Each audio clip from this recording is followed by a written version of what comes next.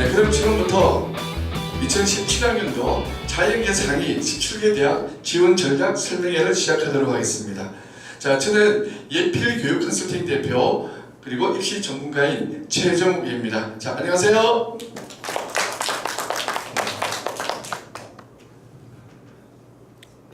자, 오늘 설명회 목차입니다. 설명회는 오늘 5가지가 설명회 됩니다. 2017학년은 대입 전형의 주요 특징. 저는 뭐 중요 안 해요. 그 다음에 두 번째, 지금 내 수능 점수 여러분 예측하고 싶죠? 내 3, 4월 모의고사 성적 가지고 그 예측하는 방법이 있습니다. 그거 말씀드리고, 학생부 관리, 3학년 학생부 관리 아직 남아 있습니다. 3학년을 학생을 위주로 제가 설명을 드리겠습니다. 지원 전략 설명이라서. 그 다음에 면접을 준비해야 되는 학생. 이과 상위권에서는 면접 준비 안 하면 안 됩니다. 이과 상위는 면접을 준비해야 되는데 면접이 조금 정확하게 알아야 됩니다. 이과 상위에서 면접을 정보를 잘못 파악하고 계시는 경우가 너무나 매년 흔하게 자주 나옵니다. 제가 상세히 설명을 드리겠습니다. 그 다음 지원 전략 한눈에 보기, 기본 통계 자료 이런 건 중요하다고. 자, 세부 전형 한눈에 파악하기. 자, 한 도표를 딱 보면서 내가 어느 대학 어느 전형으로 내가 지원하는 것이 유리하다를 한눈에 딱 정리하도록 만들었습니다. 이 자료를 만드는데 제가 무려 5, 6년의 시간이 걸렸고 전국에서 제가 이 자료가 유일하다고 생각하고 저는 지원 전략을 짤 때 이 표를 보면서 지원 전략을 짭니다. 대단히 유용한 자료입니다. 그 다음에 전형 방법 및 수능 최저 확인하면서 이 도표를 해석할 수 있어야 됩니다. 어느 것이 내한테 유리한가 이걸 해석할 수 있어야 돼요. 제가 그거 설명드리겠습니다. 자, 넘어가겠습니다. 자, 특징을 보자. 5가지 쫙 나와 있습니다. 나와 있죠. 그 중에서 자 2번하고 5번을 좀 한번 봐주실 거면 5번부터 한번 볼까요? 학생부 전형 첨가했고 논술 전형 감소했다. 자, 학생부 전형 올해 몇 프로 뽑죠? 60.3%가 학생부 전형을 뽑습니다. 교과 종합 또는 종합으로 뽑는다는 얘기죠. 논술 전형은 총 몇 프로입니까? 올해 14,861명. 그래서 4.17%입니다. 4.17%. 문이가 합친 명수입니다. 4.17%. 그죠? 그러면은 우리가 사주적으로 계산해서 내가 수리 논술에 합격한 학생들은 사주적으로 계산하면은 몇 등급 학생들만 합격한다? 1등급 학생들만 합격한다는 사주적인 계산입니다. 근데 수리 논술은요, 문과 논술하고는 달라가지고 수리 논술은 거짓말을 안 합니다. 실력 그대로 나타나요. 그래서 수리 논술에 응시하는 학생들은 적어도 내가 적어도 100분이 적어도 93, 4죠. 93, 4 정도는 되는 학생들이 응시하세요. 근데 부산대는 조금 더 떨어져도 괜찮아요. 경북대하고 부산대. 논술은 상위 28개 대학에서 실시하는데 지방대학은 부산대하고 경북대 두 군데서 실시하고 있죠. 울산의대하고. 그래서 부산대하고 경북대는 그보다도 조금 더 여유가 있습니다. 2.5 정도 쳐도 괜찮아요. 한번 수학에 조금 살짝 내가 수학을 조금 한다 싶으면 뭐 그렇게 응시를 해봐도 괜찮습니다. 자, 그래서 자 논술의 인원이 이렇다는 것이고, 그 다음에 두 번째 봐주세요. 두 번째 뭐 1번하고 4번, 1번, 3번, 4번 그 다음에 5번 이런 게 중요하죠. 2번이 중요해요. 수학 시험 범위가 변경됐습니다. 저게 나한테 어떻게 영향을 미칠까요? 알고 있어야 됩니다. 저게 뭔데요? 저게 저는 올해 이 시험 범위를 보면서 자, 이 수학 시험 범위가 변화한데 저게 초점을 많이 맞췄습니다. 저게 따라 가지고 이과 학생들이 오히려 조금 1, 2등급 학생들은 조금 유리해졌습니다. 조금이 아니라 제법 유리해집니다. 그 이유를 제가 설명드릴게요. 그리고 결론을 내드릴게요. 여러분들이 전문가용이 보는 분석 방법하고 그냥 지원 전략할 때 결론만 알아야 될 학부모들이 보는 방법은 달라야 돼요. 그래서 일단은 전문가가 보는 분석 방법과 여러분들이 간단하게 보는 방법 두 가지를 다 설명드리겠습니다. 작년에 수학과에서 실제 수능 점수가 내 3, 4월 모의고사 점수보다 낮게 나옵니다. 얼마나 낮게 나올까? 이걸 미리 예측을 하셔야 돼요. 그래서 왜 예측을 하죠? 내가 수능 최저 등급을 맞춘다면은 수능 최저 등급을 내가 맞출 건지 어떨 것인지 판단해야 되니까, 정시로 갈 수 있는 대학은 내가 어느 정도지 이걸 판단해야 되니까. 아시겠죠? 자, 그러면은 작년에 수학과에서 순화로 이동 인원의 영향을 봤습니다. 작년에 수학과에서 순화로 이동한 인원이 몇 명이냐면은 과탐은 22만 명 시험을 쳤는데 수비였죠. 작년에는 수비는 15만 명 시험 쳤습니다. 7만 명이 어디로 갔죠? 문과 수학으로 넘어갔어요. 어떤 학생들이 3등급 또는 4등급 중반 학생들이 넘어갑니다. 그 학생들이 넘어가면 문과 수학 1, 2, 3등급 중반까지 대부분 다 받아요. 그래서 넘어갑니다. 잘 받으려고. 그러면 문과 학생들은 이 넘어오는 인원만큼 피해를 받죠. 근데 올해는 범위가 바뀌기 때문에 적게 넘어옵니다. 적게. 얼마나 적게 넘어올까? 그건 아무도 모르죠. 그런데 대략 그것을 우리가 예측해 보니까 작년 1년에 한 절반 정도가 되지 않겠느냐라고 보는 견해가 지금 우세합니다. 수학생들하고 막 이야기해 보니까. 그러면 이과 학생들은 어떻죠? 이과 학생들은 3, 4등급 학생들이 넘어가니까 1, 2등급 학생들은 그 비율이 줄어들겠죠. 그렇지만 비율이 줄어드는 것만큼 인원수가 줄어드니까 1등급의 비율, 2등급의 비율이 줄어들겠죠. 그것만큼 조금 빡세지는 거죠. 그런데 4, 5등급 받는 학생들은 오히려 어떻습니까? 많이 넘어갈수록 자기들은 올라갈 확률이 더 커지는 겁니다. 4등급 중후반 학생들은 4등급 중후반 5등급 학생들은 수학에서 제자리 걸음하거나 조금 더 백분위가 올라갈 가능성이 더 커졌다는 걸 의미하는 겁니다. 자, 그걸 우리가 한번 보겠는데, 그래서 올해는 절반 정도 이동한다 그럴 것 같으면 몇 프로 영향이 있습니까? 약 과탐이 한 22만 명 시험 치니까 그 중에서 한 4만 명 이동한다고 보면은 한 16%의 영향력이 있는 겁니다. 그 다음에 졸업생 12만 가운데서 이과를 한 절반 정도로 보죠. 그럼 6만 명 같으면은 국수, 영, 과탐 27%죠. 이게 영향력. 아직까지 장학생들은 이 영향을 받지 않고 있는 거죠. 세 번째가 실업계공 학생들이 수능 미용실들이 작년에 5만 7천 명, 제가 그냥 계산 좋게 5만 5천 명을 했습니다. 5만 7천 명. 이 학생들은 9월 모평까지만 다가 지금 실제 수능 안 친 학생들입니다. 어디 갔죠? 시험 나갔습니다. 이 학생들이 5만 5천 명 정도 돼요. 어떤 영향을 받죠? 국어, 영어 공통으로 치니까. 수학하고 걔네들 취급탐구 치니까 과탐은 영향 안 받습니다. 수학도 순날 문과 수학을 치기 때문에 수학과도 영향을 안 받아요. 국어, 영어가 25% 영향이 있는 거죠. 이 학생들이 쏙 빠져나가 버리니까 인원이 그만큼 줄어들었잖아요. 등급을 받는데. 그래서 이과에서는 100분위 기준에서 국어, 영어는 무려 51%, 과탐은 21%, 수학에서 엄청난 변수가 앞으로 남아 있는 겁니다. 자, 이런 변수를 다 계산해서 이런 복잡하게 이런 거 생각하지 마시고 이런 변수를 다 계산해서 지금 현재 6월 모평이 아니고 3, 4월 내지는 1, 2학년 학생들은 지금 현재 내가 받고 있는 모의고사의 등급이 1등급 컷을 얼마나 생각해야 되느냐 하면은 계산을 추적해보니 98%라는 얘기죠.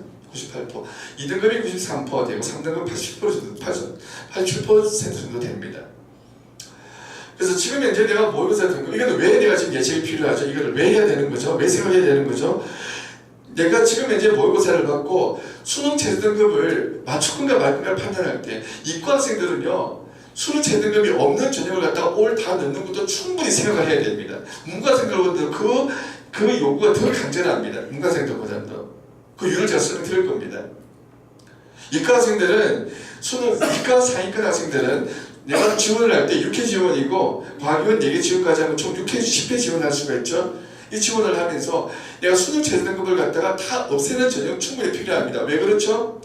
내 경쟁 상대가 과거 영재고 학생이 학교에 지원할 때 상위 5개 대학 그리고 과기원 4개 대학 지원을 할 때 그때는 전부 다 경쟁 상대가 과거 학생들입니다. 과거 자사고 학생들이죠. 특히 과거 학생들은 전부 수능 최저등급 없는 지원으로 다 지원을 하죠. 학교에서 수능을 신경 안 쓰니까. 왜? 그 학생들은 수학과에 중점이 있으니까. 수능 최저등급 3과목 3개 합 이렇게 들어가 버리면 그 학생은 다 떨어집니다. 수능은 약하죠. 그 학생들은 전부 다 수능 최저등급 없는 전형에 넣기 때문에 딱 원서 접수 끝나자마자 바로 1학기 마치자마자 원서 접수 마치자마자 바로 좀 면접에 올인합니다. 기말고사 마치자마자 면접에 올인합니다. 면접에. 그 면접이 이과에서는 수학과학 시험을 치는 상위권 대학에서 수학과학 시험을 치는 학교가 많거든요. 그러니까 그 시간을 버려야 됩니다. 상위권 대학에 도전을 하려면. 그죠? 서울대, 연대고대, 성균관대, 이과에서는 한양대, 성균관대, 서강대, 그죠? 그 정도 지원을 하면 요아이대 그 정도 지원을 하려면 하고 강연 얘기로 지원하려면은 내 경쟁 상대가 과학생이라는 것도 염두에 두고 그리고 면접에 올인할 수 있는 전략을 충분히 생각해야 됩니다. 이과 상위과 학생들은 그래요. 자, 그래서 이 컷을 컷만 기억하면 됩니다. 1퍼 98, 그 다음에 1등급 컷, 2등급 컷 93퍼. 이거 기억하셔야 된다는 거죠. 여기에서 내 등급을 가지고 수능 최대를 맞추더라도 이거 가지고 지금 이제 생각을 해야 된다는 거죠. 내가 90, 1, 2 받고 2등급 받았으면 그거는 100% 3등급인 겁니다. 그거는요. 그렇게 생각하셔야 됩니다. 그리고 내가 또 하나 뭐 하셔야 되느냐면은 6월 모평 점수 딱 나오면은요, 수능 예측 프로그램 각 입시기관에서 그거 많이 서비스합니다. 수능 예측 프로그램에 꼭 넣어보세요. 그러면은 실제 수능에서 내가 예상 등급이 나옵니다. 거의 데이터가요, 몇 년 데이터가 쌓여가기 때문에 거의 정확하게 나옵니다. 거의 정확하게. 오차범위 많지 않습니다. 플러스 마이너스 우리가 표본 신뢰도가 95% 충분히 넘습니다. 그리고 정시 모집에서 내가 실제 갈 수 있는 대학이 어느 정도인가지를 냉정하게 봐야 됩니다. 6월 모평 나오면 그거부터 꼭 해보세요. 그래야만 수시 모집에서 내가 제일 낮게 내야 될 대학이 어딘가를 판별해야 됩니다. 수시 모집 10회가 6회 또는 10회 가운데에서 제일 낮게 있는 대학은 어느 걸 기준으로 하는 거죠? 정시 모집으로 갈 수 있는 대학, 여기가 제일 수시 모집으로 낮게 있는 대학입니다. 안전 지원이 되는 거죠. 그리고 내가 교과가 괜찮다면은 내가 교과 전형으로 갈 수 있는 전형, 교과 전형은 90% 걸린다 떨어진다 알고 넣거든요. 그래서 그 90% 교과 전형으로 갈 수 있는 전형을 재합성으로 안전 지원을 넣는 겁니다. 둘 중 하나로. 나는 재수 안 해. 그러면 2장 내야 돼요. 아시겠죠? 그리고 나서 나머지는 자 상량은 다 어디로 넣습니까? 상량이나 상상이 다 어디로 넣어요? 학생부 종합으로 넣어야 되죠. 또는 논술로 도전해야 됩니다. 아시겠죠? 네. 근데 이과 상위에서는 논술을 실시하지 않는 대학이 많죠? 논술을 실시하지 않는 대학, 이공계 특성화 대학 5개는 논술을 실시하지 않죠? 카이스트, 지스트, 디지스트, 유니스트, 포스텍 5개 이공계 특성화 대학 수능 학생부 종합 전형으로만 뽑죠. 거의 99%. 그 다음에 서울대 논술 없죠. 그렇죠? 내년부터는 고려대도 논술이 없습니다. 그래서 이과 상위는 반드시 학생부 종합과 면접 수학, 면접 과학을 준비해야 한다. 아시겠죠? 그걸 꼭 기억하셔야 됩니다. 학생부 관리. 학생부 관리는 기본이죠. 네. 학생부 종합 전형으로 가는 학생들, 이과 상위 학생들, 학생부 관리 기본입니다. 1번부터 5번까지는 손을 가지고 거의 못합니다. 수상 경력은 상을 줘야 받는 거고, 교내대를 의미하는 거죠. 단, 특기자 전형으로 가는 학생들은 교외 전형도 된다는 거 아셔야 됩니다. 특기자 전형은요. 일반고에서도 특기자 전형 무조건 내하고는 관계없어. 아닙니다. 관계되는 학생들 더러 있습니다. 그거는 너무나 좀 세밀한 부분이라서 개별 상담을 오셔야 돼요.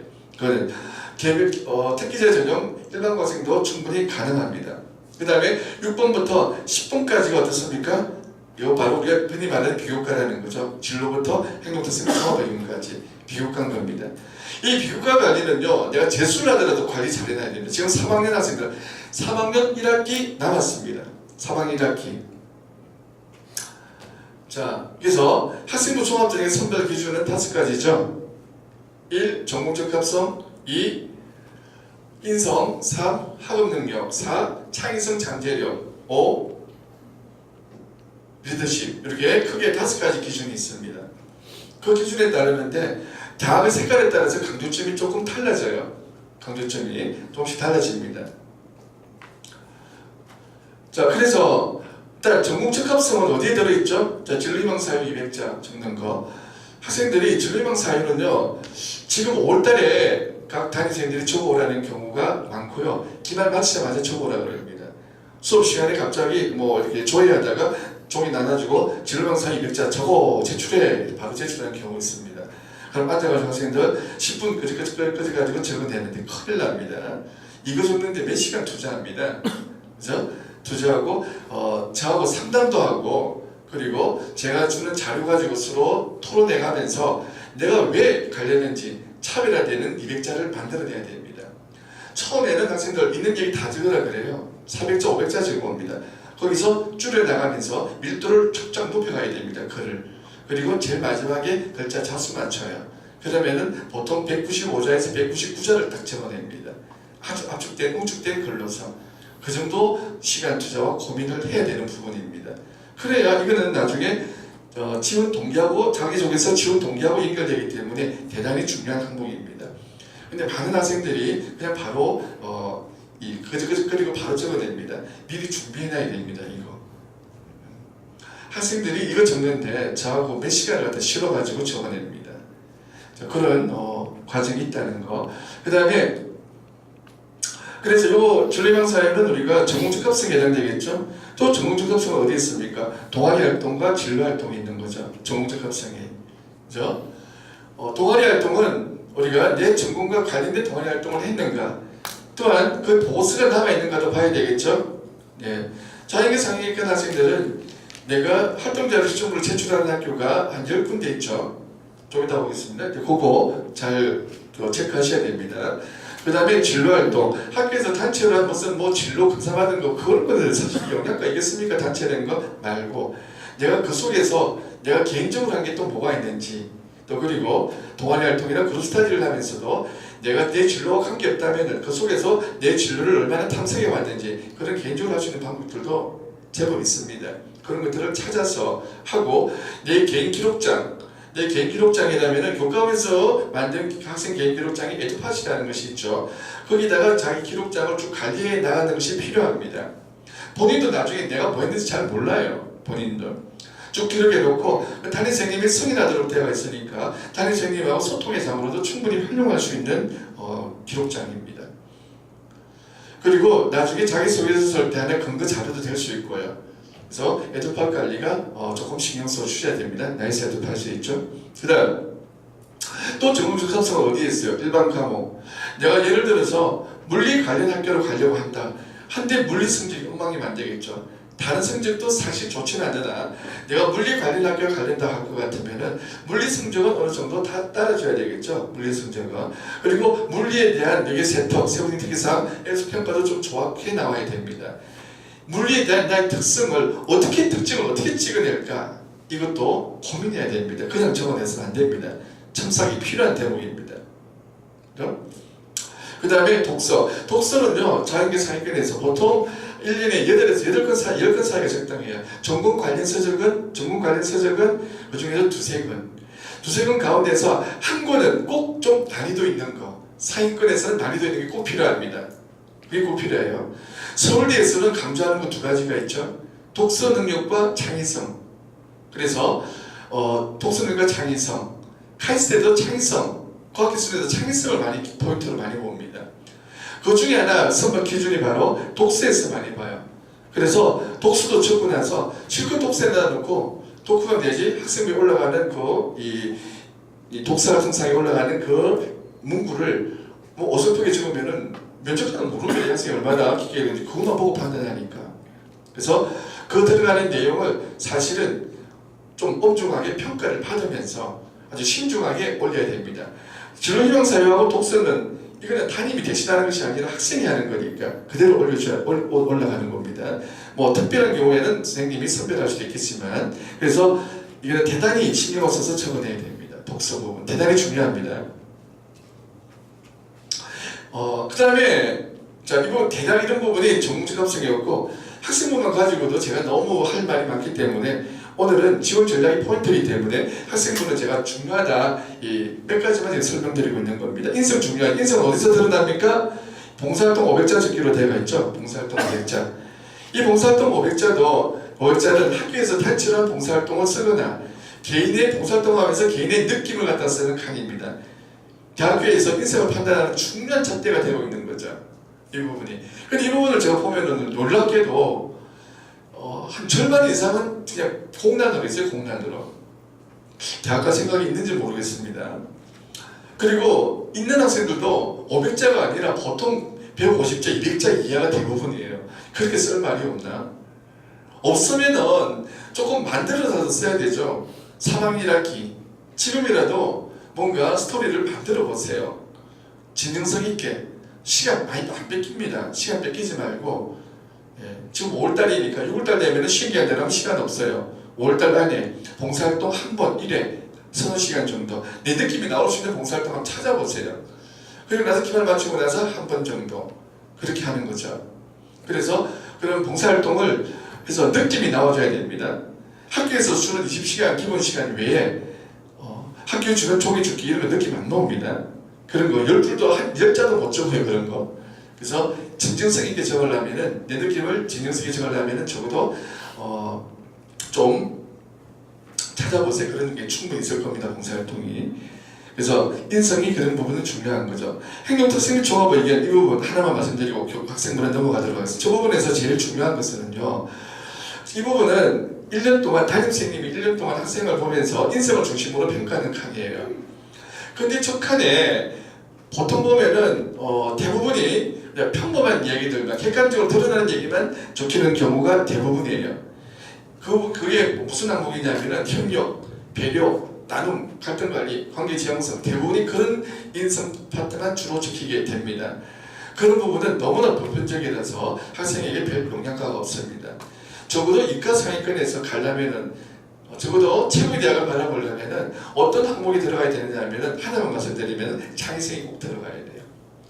그런데 내가 학생들이 제가 와서 저한테 이 학생부를 갖다가 이제 적어갈 때 학교에서 적어간 학교가 대부분이거든요. 기초 자료를 활용하기 위해서 적어간 대부분인데 적어갈 때 저하고 이렇게 상담을 합니다.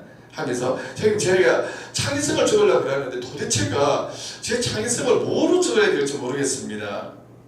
본인의 창의성을 몰라요. 본인이. 그러나 고등학생의 창의성이라는 것이 뭐 그렇게 대단하겠습니까? 누구든지 창의성이 있어요. 1년간 자기를 갖다 쭉 리와이딩 해보면 창의성이 있습니다. 그걸 찾아내야 됩니다. 몇 시간이 걸리더라도 그 한 줄 두 줄이 대단히 중요합니다. 차별화가 되는 문구이기 때문에 학생들 개인마다 달라요. 어떤 문구를 찾아내야 될지 본인도 모릅니다. 너무 멀리서 찾으려고 하면 안 됩니다. 본인이 있어요. 본인의 창의성이. 내가 연구 발표할 때 어떤 창의적인 어떤 생각을 한 부분이 있다든지 이거 쭉 리와이딩해서 보면은요 나옵니다. 그런 것들이. 그런 부분들을 찾아서 딱 담임선생님한테 이 부분에 제가 창의성을 생각하는데 담임선생님 어떻게 생각하십니까? 생각하신다면 올려주시면 대단히 감사하겠습니다. 그렇게 하셔야 돼요. 본인도 모르는데 어느 누가 알겠습니까? 담임선생님이 어떻게 알겠습니까? 그 연구 발표 가지에 있는 저 구석에 있는 그 창의적인 어떤 생각이 있는 부분을 어떻게 찾아낼 수 있어요? 본인이 찾아내서 담임선생님이 어떻게 생각되십니까? 평가해달라고 이야기해야 알 수 있는 거죠. 찾아내야 됩니다. 그런 항목들이 몇 개 있어요. 오늘은 제가 학생부를 대해서 지원 전략 설명에 대해서 학생부만 가지고도 이거 2시간 설명해야 되는 부분이에요. 오늘 학생부 얘기를 여기까지만 하고 다음 넘어가도록 하겠습니다. 면접이죠. 이과 상위권 학생들은요 뭐가 중요하냐면요 여기 한번 보세요. 사실 확인 면접은 학생부 자기소개서에 있는 내용의 사실의 진위를 판단하는 문제입니다. 예, 면접입니다. 그 다음에 인적성 면접 기본으로 해놔야 돼요. 이거는 이제 면접이 우리가 최상위권하고 그냥 상위권 대학이 갈라집니다. 최상위권 대학에서는 전공 신청 면접이 주로 수학과학 시험을 쳐요. 근데 이때 조심해야 될 것이 뭐냐면은 이 수학과학 시험을 치는데 형태가 주로 4개로 나눠집니다. 과학은 3개로 나눠져요. 수학만 치는 학교가 있고 수학 플러스 과학 3과목을 문화생, 지학은 아닙니다. 문화생 다 치는 학교가 있고 그 다음에 2과목만 치는 학교가 있고 1과목만 치는 학교가 있고 그리고 통합과학을 치는 학교도 있습니다. 제가 면접의 이 구체적인 내용은요 대단히 중요한데 이 정보가 어느 학교에서 어떤 내용을 치는가를 다 파악을 다 해야 됩니다. 그리고 그 다음에 문제풀이식인지 문답형인지를 또 구분해야 됩니다. 문제풀이하고 문답형하고는 준비하는 방법이 접근 방법이 전혀 다릅니다. 문제풀이 방법은 쉽게 말해서 열심히 논술 준비하듯이 열심히 논술 문제 풀듯이 수학을 열심히 준비해야 돼요. 그렇게 문제를 딱 주고 나서 종이로 문제 주고 나서 학생이 좀 푸는 시간 보통 한 20-30분 주고 나서 그 푸는 풀이 과정과 정답을 물어보는 겁니다. 그건 문제풀이식이 되는 거죠. 근데 문답식은 그런 시간을 안 줘요. 즉석에서 화면에 문제 딱 떼어주고 나서 이 문제에 대해서 그냥 바로 물어봅니다. 자, 어느 게 난이도가 높아요? 문제풀이식이 난이도가 높은 거죠. 그렇죠? 생각할 시간을 갖다가 20-30분에 줬다는 얘기는 그만큼 난이도가 있다는 얘기입니다. 수능은 한 문제 푸는데 몇 분 줘요? 4분. 근데 이 문제는 한 문제 주는데 몇 분 생각해라? 20분 내지 30분 생각해라. 어떻게 난이도가 어느 정도라는 얘기죠? 수능 살짝 위에 있다 보셔야 돼요. 옛날처럼 그렇게 어렵진 않아요. 재작년부터 난이도가 고교 수준 맞춘다고 내려왔습니다. 그것도 확인해야 돼요. 기출 문제도 2014년 이 정도 보면 안 됩니다. 난이도가 다릅니다. 학생한테 생고생 시키지 마세요. 기죽이지 마세요. 자성하셔야 됩니다. 가급적이면 작년 기출 문제를 봐야 돼요. 작년부터 난이도가 조금 약간 내려오기 시작했거든요. 그 난이도 조금에 따라 가지고 학생은 공부할 분량이요, 한 달, 두 달 차이가 날 정도로 엄청난 차이입니다. 학생이 절망을 느끼는 게 아니고 그 차이점이 될 수도 있고요. 조금만 미세한 것도 놓치지 말아야 됩니다. 그래서 문제풀이형은 어렵다는 얘기죠. 수능 문제 푸는데 3분밖에 안 주는데 한 문제 생각하는데, 물론 작은 문제가 딸려 있어요. 두세 개 딸려 있지만 그래도 큰 문제 한 문제에 30분 생각해라. 난이도가 수능 이상이라는 얘기죠. 그리고 그걸 준비하려면 제일 좋은 거는 그냥 논술형으로 준비하는 것이 제일 무난합니다. 그러나 그게 제일 무난하고요.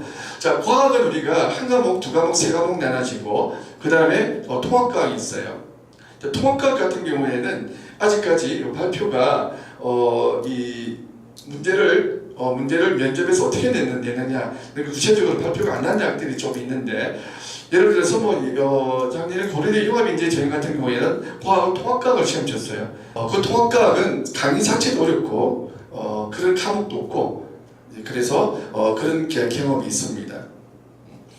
자, 그래서 그 내용을 잘 판단하셔야 되고요. 자, 이과 수학에서 결론은 뭡니까? 일단 수학 문제풀이형의 준비를 해야 된다. 1. 그 다음에 과학 과목 수를 선택해야 된다. 되겠죠? 대부분 한 과목 내지 두 과목입니다. 되죠? 한 과목에 두 과목입니다. 그러니까 물화생 중에서 하나 선택해야 돼요. 그렇죠? 한 과목도 요즘 많아요. 그래서 그 한 과목은 2까지 공부가 돼야 됩니다. 과학은 문제풀이형보다도 문답식이 대부분이에요. 문답식은 문제풀이보다도 난이도가 낮다 그랬죠. 왜? 즉석에서 화면을 움직이다 주고 물어보니까. 그런데 소위 그런 대학들은 우리가 과학기술원이나 좀 스카이대학 이런 데서 그런 식이기 때문에 난이도가 그렇게 쉽지는 않아요. 그럼 차별을 안 되니까. 그렇겠죠? 그런데 작년에 제가 고려대하고 연세대 이과 면접하는데 제가 따라가 봤더만은 작년부터 난이도가 조금 떨어진 걸 제가 느꼈습니다. 나오고 난 학생들 제가 일일이 몇 명을 골라서 다 물어봤는데 어떠냐 물어보니까 너무 쉬웠어요. 수시로 이말 공부적으로 다 나오는 거예요. 어떻게 나왔는데 구체적으로 물어보니까 이렇게 나왔어요. 난이도가 조금 쉬워졌구나. 그런 걸 느꼈는데, 그래서 제가 이 말씀드리는 것은 반드시 기출문제를 다뤄볼 때 2014년도 이전 기출문제는 면접 문제 다 보지 말라는 얘기죠. 아시겠죠? 그 얘기 말씀드리려고. 자, 면접은 제가 좀 길게 이야기했습니다.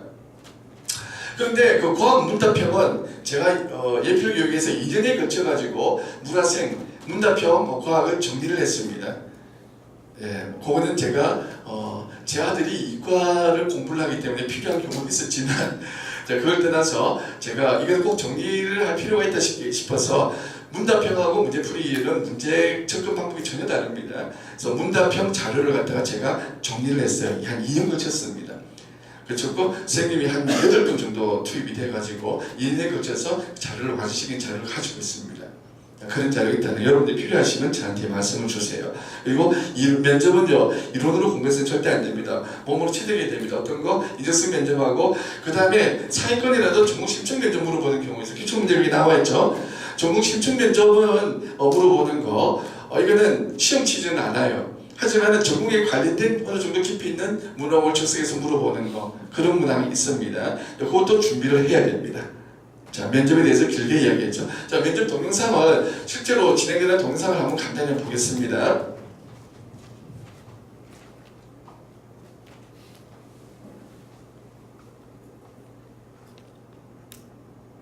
학생이 보고는 IT의 미래는 어떤 모습이라고 봅니까?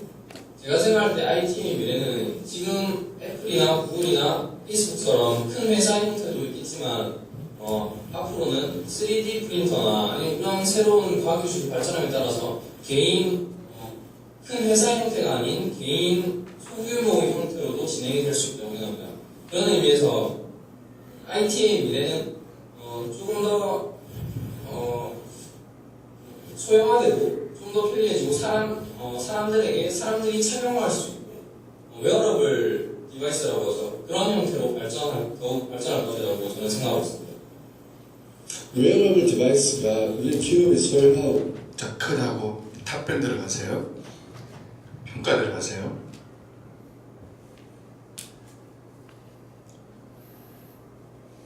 그 분야를 전공하는 사람이 CEO가 되는 강점 이런 것들을 같이 강조하면서 저도 그래서 IT를 전공한 사람으로서 CEO가 되는 것이 최종 목표다.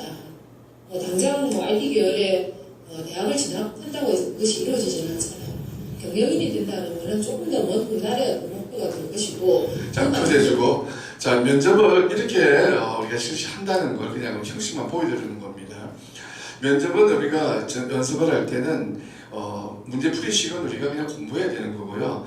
문답형이나 인적성 면접은 이렇게 1대1로 몸으로 체득해야 됩니다. 면접 시간 당일날 학생들은 어떤 상황이 되는가 하면요. 딱 교문에 학교 교문 들어서는 순간에 얼굴이 하얘지기 시작합니다. 그리고 면접장 문을 딱 열고 들어가는 복도 딱 들어서게 되면은요, 그 어머님들 이야기 들어보면 건물 딱 입장하게 되면은 윈이 아닌데 소리가 덜덜 들리기 시작합니다. 면접 학생들 이야기 면접 나와 들어보면은 문 열고 딱 들어가면은 머리가 허해진다 그럽니다. 다 그래요. 그만큼 긴장되는 순간입니다. 그런 순간에 머리로서 이렇게 막 이야기한다? 그런 그 나이에 그 학생들한테 무리입니다. 이거는 몸으로 체득되어 가지고 나도 모르게 나와줘야 되는 그런 얘기들이 많아요. 그런 얘기들이. 그래서 면접을 시험 과목으로 인식하고 반드시 평소에 훈련이 필요합니다. 그래서 기말고사 마치면 5월달에도 한 번 정도의 경험을 필요하고요. 기말고사 치면 면접을 여러분들이 스타트를 꺼내야 돼요. 그리고 수능 체제를 맞출 건지 어떤 전략이 최선인가 이거 여러분들이 꼭 전략을 숙지하셔야 됩니다. 이과 상위권에서는 수능 없는 체제 등급 한번 생각해보자. 그거 말씀드리고 있고요. 자, 지원 전략 한눈 해보기, 모집이나 경쟁력 이런 거는 아무 때나 다 있는 겁니다. 중요하지 않고 그냥 참고로 봐주세요. 활동 자료 10점부라고 입시 결과 간단히 보겠습니다. 자, 모집 비율 나오죠? 네, 이렇게 보면 되겠죠. 종합이 제일 많이 뽑네요. 논술도 좀 뽑네요. 그 다음 넘어가죠. 경쟁률 보세요. 논술은 45.23, 학생부 종합은 10.43, 교과 6.62, 특기자 6.31, 이 정도 경쟁률을 가지고 있습니다.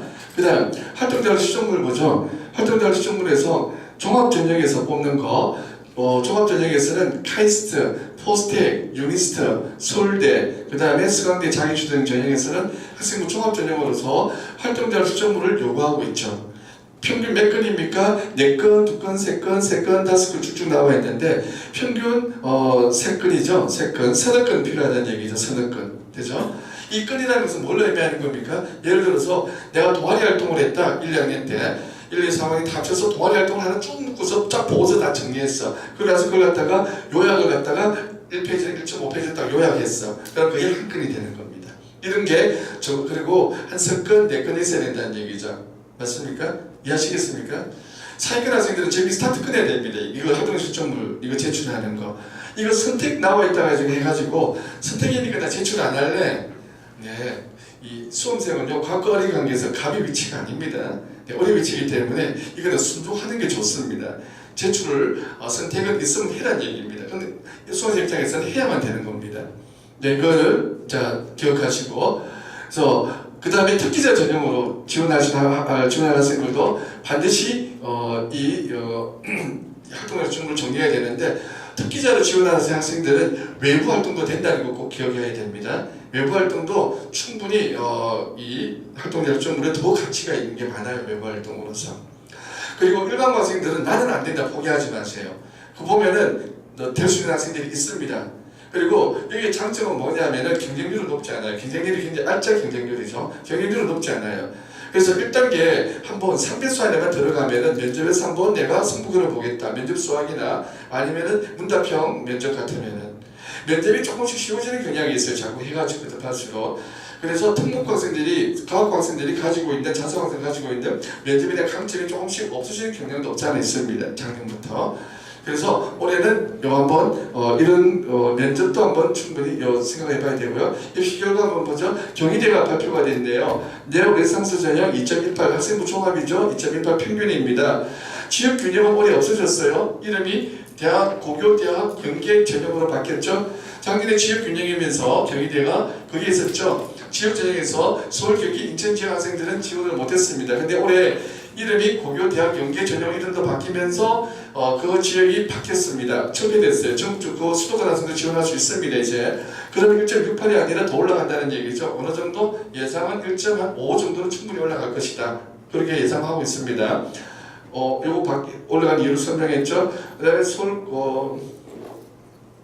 경희대가 발표했고 또 발표한 대학이 이제 잘 없죠. 발표를 잘 안 합니다. 여기서.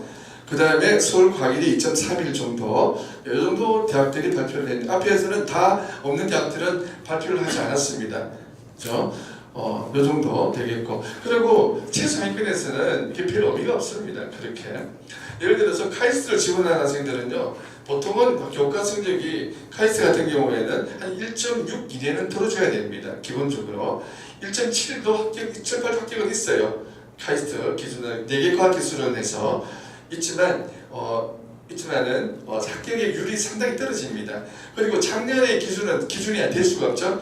작년에는 과거 학생들이 80%가 없었거든요. 그래서 일반 학생들이 작년에 축복받은 학생들이 많아요. 2.5인데도 뭐 유니스트 쑥쑥 다 들어갔어요. 우리에게도. 왜? 작년에는 과거 학생들이 없었잖아요.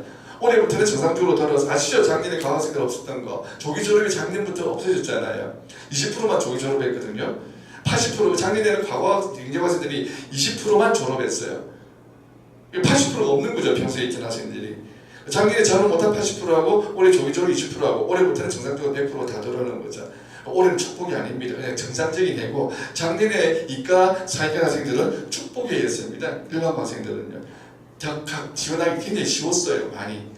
딱 문서도 보니까 알겠던데 학교 딱 나오는 거 보니까 쉽게 4개 과학기술원도 너무 쉽게 들어갔습니다. 고전하지 않고요. 그래서 입시 결과 지금 여러분 보고 있습니다. 그리고 세부전형 한눈에 파악하기 이게 제가 몇 년에 걸쳐서 만든 한눈에 다 파악할 수가 있죠. 학생부 교과는 5개 전형이 있습니다. 수능 보는 방법은 요거는 수능이 다 있죠. 수능이 있고 2개는 수능이 없습니다. 수능 최저등급이 없죠. 맞죠? 네. 자, 그 다음에 학생부 그래서 수능 최저등급을 맞춘 건지 안 맞춘 건지 제가 판단해야 됩니다. 그 다음 D를 한번 보죠. 학생부 종합전형은 세부전형 8개가 있습니다. 8개 있는데 대세가 서류 면접에 있다는 거 보셔야 됩니다. 여기에 보통 학생들이 지원을 많이 합니다. 과거 학생들은요, 명정 학생들이 요 전형하고 특기자 전형 둘 중 하나에 대부분 지원을 합니다. 이 전형에 대부분 지원을 해요. 이 전형에 서류 면접하고 이 전형에 지원을 하거든요. 그래서 학생부 종합전형으로 지원을 하더라도 지금 경희대 보이죠? 학교생활 충실자하고 고교 대학 연계 좀 이따가 보겠는데 이거는 종합이라도 교과에 가까워요 거의. 예, 그런 거 아셔야 돼요. 좀 이따가 제가 보여드리겠습니다. 지금 자 빨리 한번 보시고 그 다음에 지역인재 전형 유니스트는 울산 지역에만 해당됩니다. 울산 지역에 5명만 딱 뽑아요. 네, 불경이 아니고 네. 왜 좀 심하죠? 다 불경인데 다른 지역 부산대 부경대 해양대는 전부 다 불경 지역 제한의 불경인데 여기서는 울산이죠. 네, 이런 데하고 좀 유니스트가 좀 밉네요. 이런 거 보니까. 그 다음에 학교장 추천 잘 봐주세요. 유니스트 5장이고 경희대 2장인데 인문 1장, 자연 1장입니다. 인문 1장, 자연 1장입니다. 그 다음에 서류 면접 카이스트 2장, 지스트 2장, 디지스트 1장, 이화여대 6장. 서울시립대 논술 전형에서 지금 장수가 발표가 안 됐습니다. 발표가 안 돼가지고 요 전형이 몇 장이 될지 2장 정도 되면은 가치가 있고 석장 되면은 가치가 좀 많이 떨어지고 그렇습니다. 그 다음에 서울대 직윤 2장, 주장 문이과 구분 없습니다. 이과 2장 다 줄 수도 있어요. 그 다음에 고려대 학생주의 2장, 인문 2장, 자연 2장 이렇습니다. 그래서 경희대가 인문 1장, 자연 1장, 고려대가 인문 2장, 자연 2장에서 요거는 인문 자연 구분이 있고 나머지는 인문 자연 구분이 없습니다. 아시겠죠? 자, 그럼 여기서 학교장 추천에 대해서 제가 설명드리고 싶은 것은 학교장 추천 전형은 보세요. 카이스트 2장이고 지스트 2장이고 디스트 1장이죠. 그러면 유니스트 5장이니까 지역 인재 전형으로 주니까 이건 우리하고 관계가 부산 지역 학생들하고는 관계가 없습니다. 유니스트는요. 그러면은 카이스트 디지스트가 이렇게 관계가 있는데 여기에서 어떻습니까? 자, 디지스트가 제 가치가 있는 게 디지스트가 한 장이겠죠. 한 장이고 그 다음에 카이스트하고 지스트는요 같은 두 장이지만 뽑는 게 전형이 다릅니다. 지스트는 교과가 들어가 있어요. 그래서 일반 고학생들한테 유리하다는 거 아셔야 됩니다. 일반 고학생이 내가 학교장 추천을 갖다가 뭐 한 장 받고 싶어. 카이스트 받을까 지스트 받을까? 자, 그거는 뭘 받아야 되겠어요? 일반 고학생이라면 지스트를 받는 게 유리하다는 얘기입니다. 지스트를 받는 게. 카이스트는 지스트를 받는 게 유리하다. 지스트보다는 디지스트가 더 유리하다. 왜? 한 장은 가치가 큽니다. 한 장하고 두 장은 하늘과 땅 차이입니다. 이게 몰리던 학생들 수가요. 네, 이해되시겠죠? 자, 고려대는 인문 2장, 자인 2장인데 자인 2장에서 컷이 어느 정도로 봐야 되느냐 하면은 고려대가 학교장 추천 전형이 적어도 한 1.3 정도 아니면은 안 받는 게 좋습니다. 1.3 벗어나면은요, 별 합격 가능성이 없었습니다. 지금까지 보면은. 자, 논술 전형에서 수능 있고, 요거는 수능 최저이 있는데 위생은 수능 최저가 없죠. 자, 논술이지만, 자, 교과, 비교과가 여기 들어가고 있죠. 특히 부산대 연세대에서부터 쭉 6칸이 교과, 비교과 수능을 다 보고 있죠. 논술 플러스 해가지고. 지금 논술에서도 비교과를 갖다 보는 전형이 여기에 나오고 있죠. 논술이지만 또 교과도 같이 보는 전형도 나오고 있고 대학이 어려운 게 유리할 것인지 판단하셔야 됩니다. 자, 특기자 전형 나오고 있죠. 이 특기자 전형 어떻습니까? 자, 여기서 자, 지스트 특기자 전형에서 조심해야 될 점은 뭐죠? 바로 이게 교과가 들어가 있는 거죠. 교과가. 그렇죠? 교과가 들어가 있죠. 그래서 지스트가 4개 과학기 수능 가운데에서 자, 제일 일반고 학생들에게 제일 어드밴티지 유리한 점을 주고 있다. 4개 어느 대학입니까? 바로 지스트라는 얘기죠. 그렇죠? 왜? 그렇지 않습니까? 교과를 갖다가 비중을 높게 두고 있으니까. 그렇습니까? 그 다음에 여기는 조건이 다 동일하죠. 자, 이제 세부 전형을 구체적으로 한번 보겠습니다. 세부 전형으로 보니까 학생부 교과에서 학생부 교과면서 수능 체제가 없는 대학이 한양대하고 유아인대가 있죠. 그렇죠? 그러면 학생부 교과면서 수능 체제가 없는 대학은 유아인대 학생부 교과 한양대하고 유아인대가 있는데 그러면 이것도 교과 100이잖아 1단계에서 그것도 교과가 80이나 들어가 있죠. 맞습니까? 네. 그러면 저게 어느 정도 돼야 될까요? 이거는 컷이 올라간다는 걸 의미하는 거죠. 수능 제재 없이 학생부 교과를 뽑는다는 것은 그렇겠죠? 컷이 올라가면 어느 정도 올라가느냐? 한양계 이과에서는 1.19 이내 1.19 이내 그 다음에 유아인대는 1.35 이내 1.35 이내 정도는 돼야 된다. 평균적으로 보면은요. 문과는 그보다 좀 더 높아요. 문과는 한양대가 1.15, 이화여대가 1.5까지 내려가는데 이과는 제가 거꾸로 이야기했어요. 죄송합니다. 이과가 더 늦기 때문에 한양대가 1.19, 이화여대가 1.5까지 1.5 이내 정도 되면은 한번 추천을 한번 받고 수능 최저 없이 한번 도전해보자. 되겠죠? 1.5 안에 들어야 되겠고 한양대는 1.19, 즉 1.2 안에는 들어야 된다는 얘기죠. 과마다 좀 틀리겠지만 그 정도 되면서 면접 100일이 이 단계에서 면접을 봅니다. 면접에서 승부가 나는 학생부 교과 전형인 거죠. 이 교과 전형은 교과를 밝혀주면서 면접을 통과할 수 있는 학생을 뽑겠다는 얘기입니다. 알겠죠? 네, 이 면접 자체는 수학과학을 갖다가 시험 치는 문제풀이 시험 면접이 아닙니다. 이과 상위권에서는 면접의 그 내용이 굉장히 중요하다고 그랬죠. 대학마다 다르기 때문에 아까 종류를 제가 다 불러줬습니다. 자, 그 다음에 1단계에서 교과 100으로 뽑는 전형이 여기에 있죠. 혹은 다 수능 체제를 두고 있죠. 2개 합사. 이건 어떻게 세워야 되겠습니까? 교과 100. 교과 100이기 때문에 뭐 교과 성적이 안 되면은 엄두도 못 내는 거죠. 그렇죠? 교과가 일단 받쳐주면서 두 과목을 내가 전략적으로 키우겠다라고 받쳐주는 수능 체제 등급을 맞출 때 수학과를 반드시 포함하는 대학은 부산대하고 성균관대 노술 전형 2개뿐입니다. 나머지는 수학과를 포함 안 해도 됩니다. 수학과 또는 과탐 둘 중에 한 과목이 수능 체제 등급 2과목에 포함되는 경우고 그리고 수학과가 반드시 들어가야 되는 건 부산대 교과 종합 논술 전형 그리고 성균관대 논술 전형에서 수학과가 반드시 포함됩니다. 그러니까 수학과를 빼고도 수능 체제 등급을 맞출 수 있다는 얘기죠. 이과에서 과탐을 맞추면 된다는 얘기죠. 그 다음에 학생부 종합전형 특별 꼬표가 많죠. 학생부 종합전형에서는 우리가 어디를 갔다가 한번 볼까요?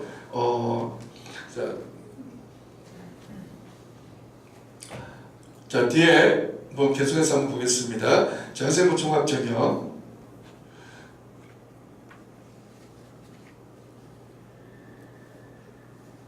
수능 제대등급 없는 전형이 많이 있죠. 수능 제대등급이 없는 전형.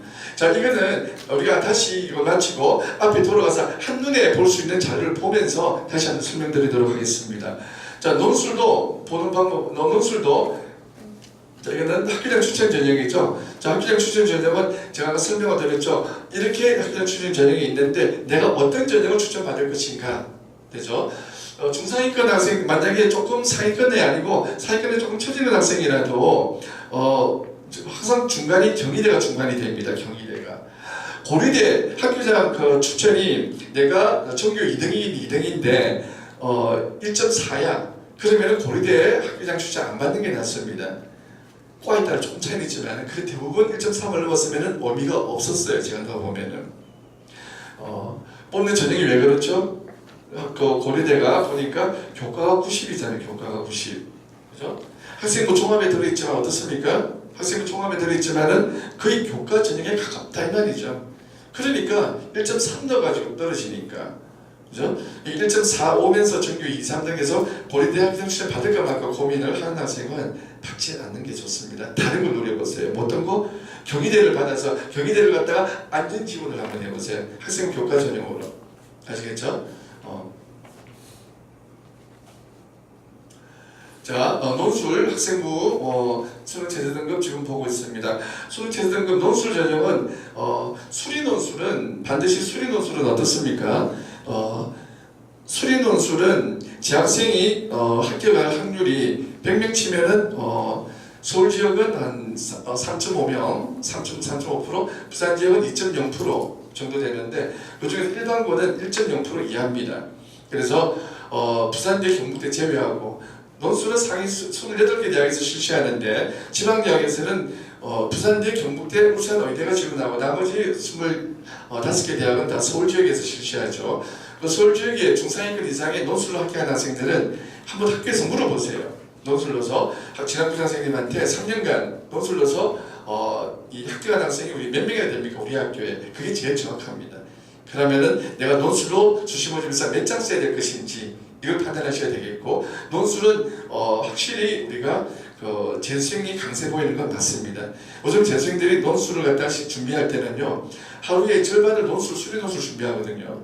재학생은 일주일에 이틀 준비하기도 힘듭니다. 한 10배 이상의 공부 시간 차이 납니다. 그래서 불리할 수밖에 없죠. 재수생한테 압도적으로 밀립니다.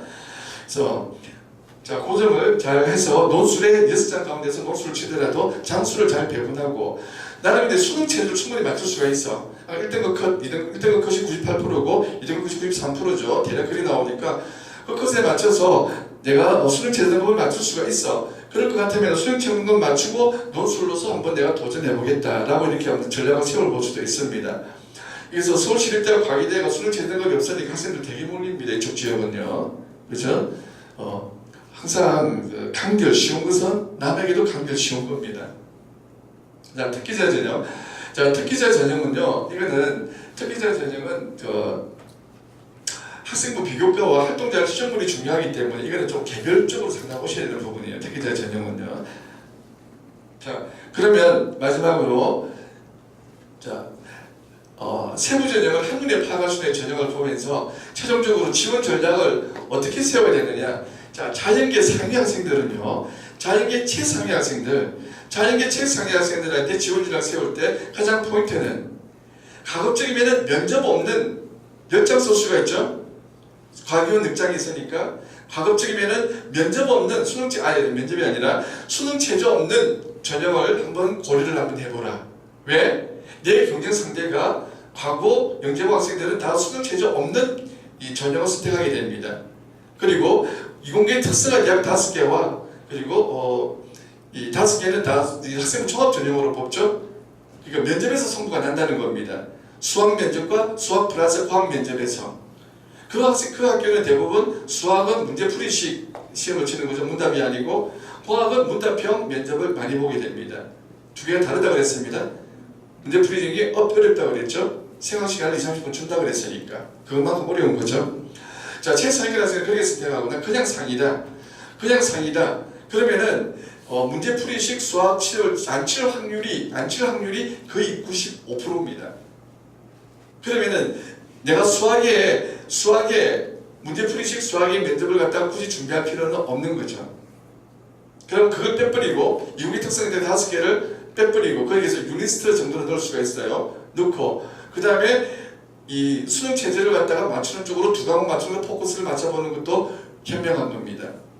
그렇게 그 다음에 면접은 준비를 할 때 어떻게 준비를 해야 되겠습니까? 면접은 신청 면접 물어보는데 수학과도 어렵게 물어보는 것이 아니라 어느 정도 조금 시사 상식도 시사도 포함을 해서 전공 관련된 그런 조금 생각이 있는 그러나 그렇게 어렵게 깊이 있는 문제를 물어보지 않습니다. 어느 정도 소양을 판단할 수 있는 그런 면접 수준에서 물어봅니다. 면접은 아까 제가 이야기했죠. 몸으로 익혀야 된다고요. 머리로 익히는 것이 아니고. 자, 그러면 여기서도 학생부 교과 전형. 학생부 교과 전형은 자 이제 어떻게 활용을 한다? 안전 지원할 때 학생부 교과 전형 활용한다 그랬죠. 안전 지원하는 기준 2가지가 뭡니까? 학생부 교과 그리고 또 뭐 정시 모집으로 갈 수 있는 대학. 정시 모집으로 갈 수 있는 대학은 어떻게 판별한다 그랬죠? 6월 모평 치고 나서 수능 예측 프로그램에 넣어보라 그랬죠. 넣어보면 내 수능 예측 등급하고 갈 수 있는 정시 모집 대학이 거의 데이터가 나옵니다. 그 대학이 바로 내가 수시 모집에서 넣을 수 있는 제일 하향 6번째 대학이 된다는 거죠. 그렇게 넣고 나머지는 상향은 몇 장 넣습니까? 안전을 1-2장 넣고 상향을 2-3장. 그죠? 그거는 무슨 전형으로 넣어야 되죠? 교과 안 되잖아요. 종합으로 넣어야 됩니다. 종합으로 넣고 상상향도 한 장, 꿈의 대학도 한 장 넣어볼 수 있다고 그랬죠. 그거는 다 상향과 상상향은 다 종합 전형으로 넣어야 돼요. 종합 전형으로 넣더라도 나한테 어디가 유리한지 교과 변수가 교과 수능이 있잖아요. 교과에 내가 보다 강세가 있는지 없는지 판별하셔야 되겠죠. 전년도 결과를 보면서 영소수점 2자리까지 따져야 됩니다. 교과는. 종합 보세요. 자, 종합은 여기에 포인트가 있는 거죠. 종합은 총 8개 전형이 있는데 주가 여기에 있는 거죠. 주가 여기 있죠. 서류 면접 여기 있습니다. 서류만 보는 데도 여기 있죠. 서류만 보는데 성균관대 성균인지하고 글로벌 인재 전형은요 2개 전형이 똑같은 겁니다. 성균관대학에서 몇 년째 외치고 있는 겁니다. 2개 전형이 어떻게 다르냐고 제가 문의 전화를 많이 받는데 두 개 전형이 똑같습니다. 내년에는 이 두 전형을 갖다가 하나로 합칠까 고민하고 있습니다. 성균관대학에서 문의가 많이 오니까 글로벌 때문에 착각을 좀 불러일으키죠. 이름이 의미가 없습니다. 글로벌 인재 전형이. 그리고 경희대는 아까 봤죠? 학생부 종합에 있지만 교과가 들어갔죠? 거의 교과 전형에 가깝습니다. 경희대는 아까 전에 고교 대학 연계 전형이 작년에는 1.57이 학생부 평균이 했는데 올해는 지역 거기에 제한이 없어졌다 그랬죠? 그래서 어느 정도 올라갈 것이다. 적어도 1.5 이내로 올라올 것이다. 이렇게 보고 있습니다. 추천이 하나 받을 수가 있죠, 한 장. 그죠? 내가 1.45 정도, 1.4 정도 된다면은, 4.5 된다면은 경희대 추천 안 받으려고 하는 학생들이 고려대 받으려고 하거든요. 그 학생은 고려대 추천 받으면은 99% 떨어집니다. 그러니까 욕심내지 마세요. 입시 냉정합니다. 내 뜻대로 되지 않습니다. 그래서 학생부 종합전형은 서류 면접, 상위권에서 이것도 한번 노려볼 만합니다. 노려볼 만해서 면접에 포커스를 가져가는 것도 기말고사 마치자마자 면접에 포커스 가져가는 것도 한 전략입니다. 그 다음, 자, 논술은 지역인재 전형, 유니스트 해당 사항 없고 부산대에는 해당 사항이 있죠. 부산대, 의치한 관련 학생들 63명 뽑습니다. 부산대에서 지역인재 전형으로 충분히 노려봐야 됩니다. 이거는. 그 다음, 그냥 추천 전형. 요건 아까 제가 말씀드렸죠. 어느 것이 유리한가 되죠. 어떤 것이 내가 유리한가. 무조건 받는다고 유리한 거 아닙니다. 잘못 받으면 한 장뿐입니다.